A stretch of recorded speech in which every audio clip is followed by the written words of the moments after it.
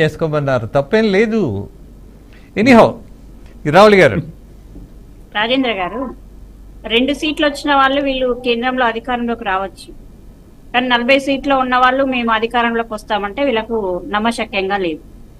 అప్పుడు వీళ్ళని కూడా ఇట్లే అవహేళన పరిచి ఉన్న ఇద్దరిని కూడా లాక్కునే ప్రయత్నం చేస్తే వీళ్ళు ఏ పరిస్థితిలో ఉండేదో ఆలోచించాలి.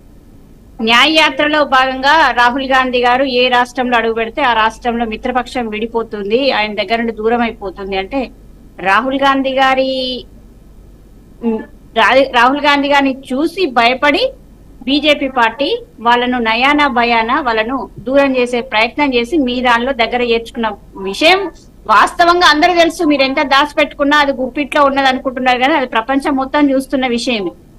ఈ రోజు ఇక్కడ పట్టుమని ఒక్క సీటు కూడా ఉండదు మీకు 2018 ఎలక్షన్లలో ఎమ్మెల్యేలు తెలంగాణలో. కానీ మీరు మాత్రం మేము తెలంగాణలో మేము అధికారంలోకి వస్తాం, మేమే అధికారంలోకి వస్తామని డంకా బజాయించి మీరు చెప్తే అవి కళ్ళలు కావు. మీరు అబద్ధాలు చెప్పచ్చు, బీజేపీ లక్ష్మణ్ గారు చెప్పచ్చు, కిషన్ రెడ్డి గారు చెప్పచ్చు, మురళీధర్ రావు గారు చెప్పచ్చు. అంటే అబద్ధాలు ఆడడానికి పేటెంట్ హక్కు అనేది మీకు సొంతం. కానీ మేము అబద్ధాలు ఆడట్లే. మేము ఆ రోజు తెలంగాణలో అధికారంలోకి వస్తామని చెప్పినాం, చేసి చూపించినాం. ఈ రోజు కూడా కేంద్రంలో రాహుల్ గాంధీ గారు ప్రధాని అవుతారు. ఎట్లయితారో వెయిట్ అండ్ సీ. ఇప్పుడు మీరు 400 సీట్లు మోడీ గారిని చూసే 400 సీట్లు వస్తాయి, మోడీ అది మోడీ ఆహా ఓహో అంటున్నారు.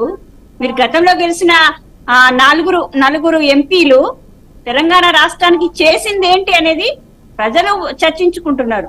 ప్రజలకు వదిలేద్దాము నిర్ణయాత్మకం అనేది. ఈ రోజు మీరు 4 గెలిస్తే ఏం చేసేళ్ళు, 2 డిజిట్లకు వస్తే ఇంకా ఏం చేయబోతారు, ఇవన్నీ ప్రజల చర్చలో ఉన్న విషయాలు. దాన్ని మనము వాళ్ళ ఆలోచన ధోరణి తప్పు పట్టాల్సిన అవసరం లేదు. ఈ రోజు మేము టార్గెట్ పెట్టుకున్నాము, తెలంగాణలో ఒక్కొక్క పార్లమెంట్ కాన్స్టిట్యున్సీ వైజ్ గా తీసుకుంటే మా బలం ఎంతుంది, మీ బలం ఎంతుంది, బీఆర్ఎస్ బలం ఎంతుంది, బలాలను అంచనా వేసుకొని మేము 14 నుండి 15 వస్తాయని చెప్పుకోవడం మేము కలగన్నట్టు కాదు కదా. మేము వాస్తవీకరణను పెట్టుకొని చేస్తున్నాం. ఎక్కడో కొండ మీద ఉన్న వాళ్ళను ఎక్కడో దూరంలో ఉన్న మోదీని చూయించేసి ఇక మోదీ ఎక్కడున్నాడు మీకు ఓట్లు మీట్లో ఉన్నారు రావుల్ గారు.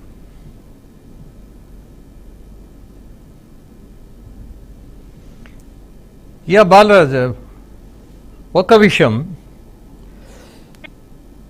సారీ రాజేంద్ర గారు, వీళ్ళు ఏ రకంగానైనా మాట్లాడొచ్చు. కానీ మేము అంటే మా బలాన్ని ప్రాంతాల వారీగా మా బలాన్ని అంచనా వేసుకొని చెప్తే వీళ్ళకు తప్పనిపిస్తుంది. లక్ష్మణ్ గారు బాజాప్తుగా 100 అబద్ధాలు ఆడతారు. నేను చెప్తా 7 సంవత్సరాల నుండి ఆయన ఎన్ని అబద్ధాలు ఆడిండో నా దృష్టిలో ఉన్న అబద్ధాలు చెప్పగలుగుతా. మీరు చెప్పండి, ఆయన ఒక్క నిజం ఎప్పుడైనా చెప్పిండో చెప్పండి.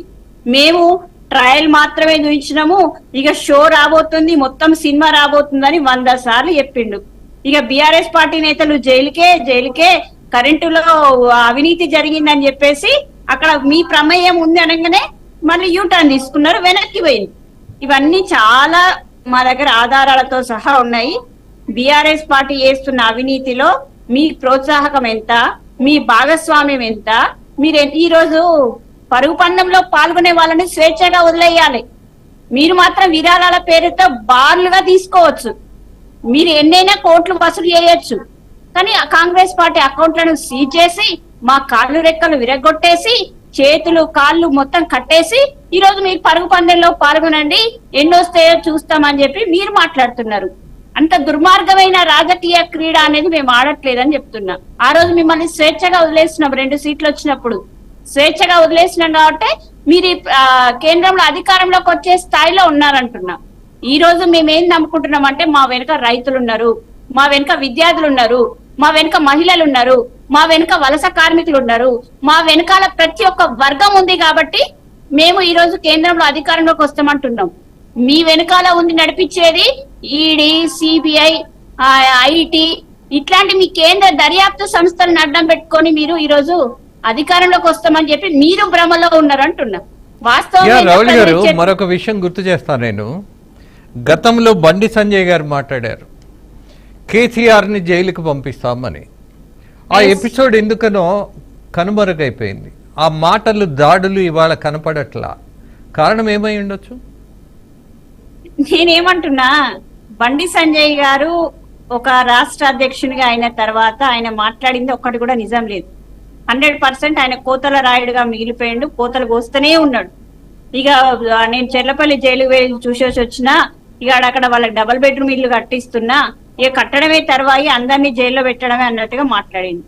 తర్వాత ఆయన ఏ రకంగా ఎవరి ప్రలోభంతో ఒక కేంద్రంలో ఉండే జాతీయ అధ్యక్షుడు వచ్చి ఇక్కడ చెప్తాడు బండి సంజయ్ని మార్చే ప్రసక్తే లేదు, ఎలక్షన్స్ అయిపోయే వరకు ఈయనే ఉంటాడు అధ్యక్షునిగా అని చెప్తాడు.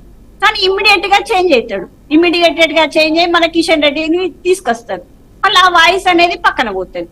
అంటే ఏం జరుగుతుంది, ఎవరి చేతిలో ఎవరు కీలు బొమ్మగా మారుతున్నారు, ఎవరి చేతిలో ఎవరిది రిమోట్ ఉంది, ఎక్కడ ఏం జరుగుతుంది అనేది ఈ రోజు ప్రజలు కరెక్ట్ గా ఒక అవగాహనకు వచ్చింది కాబట్టి తెలంగాణలో తీర్పు అనేది మాకు అనుకూలంగా వచ్చిందని మేము నమ్ముతున్నాం. Okay fine. రేపు పార్లమెంట్ ఎన్నికలలో మీరు ఫలితాలు ఎలా ఆశిస్తున్నారు? పార్లమెంట్ వైజ్ గా మా బలబలాలు తీసుకున్నా గానీ ఒక్కొక్క నియోజకవర్గానికి 7 నియోజకవర్గాలు, ఒక్కొక్క పార్లమెంట్ నియోజకవర్గానికి 7 నియోజకవర్గాల అసెంబ్లీలు ఉన్నా గానీ అంతటా మెజారిటీ స్థానాలు మావే ఉన్నాయి. కాబట్టి ఉన్న ఏదైతే బీఆర్ఎస్ గెలిచిన ప్లేస్లలో గాని, బీజేపీ గెలిచిన ప్లేస్లలో గాని, వాళ్ళు గతంలో చేసిన తెలంగాణకు చేసిన మోసం గాని, తెలంగాణ వర్గాలకు చేసిన మోసం గాని ఇవన్నీ ప్రజలకు అర్థమైపోయినాయి. కాబట్టి ఈ రోజు 100% ఇక్కడ రాష్ట్రంలో అధికారంలో కాంగ్రెస్ ఉంది, కేంద్రంలో కాంగ్రెస్ రాబోతుంది. ఒకవేళ అంటే మొన్న రేవంత్ రెడ్డి గారు మాట్లాడింది తప్పుగా మీరు అర్థం చేసుకుంటున్నారు అదాలత్ లో. కానీ ఆయన ఏం మాట్లాడిండు, ఒక వ్యూవర్ మాట్లాడిన దానికి మేము వేసుకోండి, మోడీకి వేస్తే ఏమైతుంది, మీరు వేస్తే వేసుకోండి, దేశ వినాశనాన్ని కోరుకుంటే వేసుకోండి అని చెప్పి వెనకాల మాట్లాడిన మాటలు పక్కన కట్ చేస్తారు. కానీ అంతవరకే మీరు తీస్తారు. కాబట్టి మేమేమంటున్నామంటే 100% ఈరోజు బీఆర్ఎస్ బీజేపీ రెండిటి వల్ల ఈరోజు తెలంగాణకు ఒరిగేది ఏం లేదని ప్రజలకు స్పష్టంగా అర్థమైంది. కాబట్టి మేమేదైతే టార్గెట్ పెట్టుకున్నామో మాకు రెఫరెండం కాదు, ఈరోజు వాళ్ళ వైఫల్యాలు ఏ స్థాయిలో ఉన్నాయో, వాళ్ళ మీద ఏ రకంగా ప్రజలు ఆగ్రహవేశాలతో ఉన్నారో రేపు వచ్చే రిజల్ట్ అనేది 100% కనిపిస్తుంది.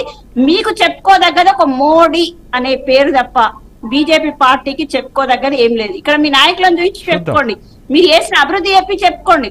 ఒక రహదారులు ఒకటి చెప్తారు, ఒకటేమో రామాలయం విషయం చెప్తారు, ఒకటేమో కాంగ్రెస్ విషయం. ఇప్పటికి కూడా లక్ష్మణ్ గారు ఏ స్పీచ్ ఇచ్చినా, కిషన్ రెడ్డి గారు లక్ష్మణ్ గారు ఇచ్చినా కాంగ్రెస్ మజ్లిస్ ఈ 2 పేర్లు లేకుండా వాళ్ళు మాట్లాడడం అనేది వాళ్ళకి సాధ్యం కాదు.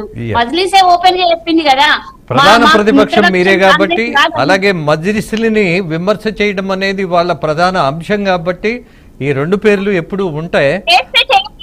చేస్తే చేయనియండి, కానీ విమర్శ చేసుకుంటూ లోపల మాత్రం లోపాయికారి ఒప్పందాలు పెట్టుకుంటూ ఎక్కడో మూలకున్న మజ్లిస్ ను దేశం మొత్తం కొన్ని ప్రధాన ప్లేస్లలో పోటీ రావుల్ రెడ్డి గారు అదే పెద్ద